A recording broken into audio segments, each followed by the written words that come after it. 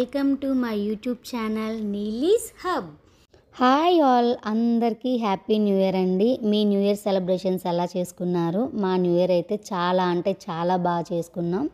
New ఇయర్ని ఎవరైనా ఇష్టపడతారు, ఎందుకంటే 2024లో మనకి ఎన్ని కష్టాలున్నా, బాధలున్నా, సంతోషాలున్నా ఆ ఇయర్కి అయితే మంచిగా గుడ్ బై చెప్పేసుకొని నెక్స్ట్ రాబోయే 2025కి అయితే మనకి మంచిగా ఉండాలి అనేది అయితే ఎవరైనా కోరుకుంటారు. ఆ ఇయర్లో మనం ఏమైనా మిస్ అయితే రాబోయే ఇయర్లో అయినా మనకు అవి వస్తాయి అనే నమ్మకంతో అయితే ఉండాలి.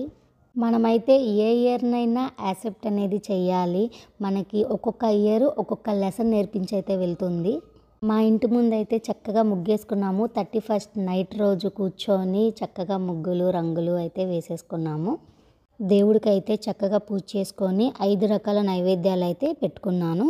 దేవుడికి పెట్టుకోవడానికి 5 రకాలు చేసానన్నాను కదండి. అవి ఏంటంటే స్వీట్ పొంగల్, కేసరి, పప్పు సుక్కీలు, లెమన్ రైస్, వడ. దేవుడి ముందైతే ఒక అరిటాకు వేసి ఒక్కొక్కటిగా పెట్టుకున్నాను. దేవుడికి నైవేద్యాలు అనేది చాలా అంటే చాలా బాగున్నాయి. మనం దేవుడి కోసం చేసేవి ఏవైనా టేస్ట్ అనేది చాలా అంటే చాలా బాగుంటాయి అనుకుంటా. మనం నార్మల్గా చేసుకొని తినే కంటే దేవుడికి పెట్టేవి బాగుంటాయి. దేవుడి ముందైతే ఒక అరిటాకు వేసుకొని 5 రకాల నైవేద్యాలు పెట్టుకొని దేవుడిని అయితే ఒకటే కోరుకున్నాను. నేను బాగుండాలి, అందరూ బాగుండాలని అయితే కోరుకున్నాను. ఆ దేవుడి కోసం చేసేవి ఏవైనా బాగుంటాయి. మనం ఇంట్లో నార్మల్గా చేసుకొని తినాలంటే అంత రుచిగా ఉండవు. దేవుడికి చేసే ప్రసాదాలు ఎందుకు అంత రుచిగా ఉంటాయి. నీకుంది తినాలనిపించే అంత రుచిగా అయితే ఉన్నాయి. నా న్యూ ఇయర్ సెలబ్రేషన్స్ అయితే ఇలా చేసుకున్నాను.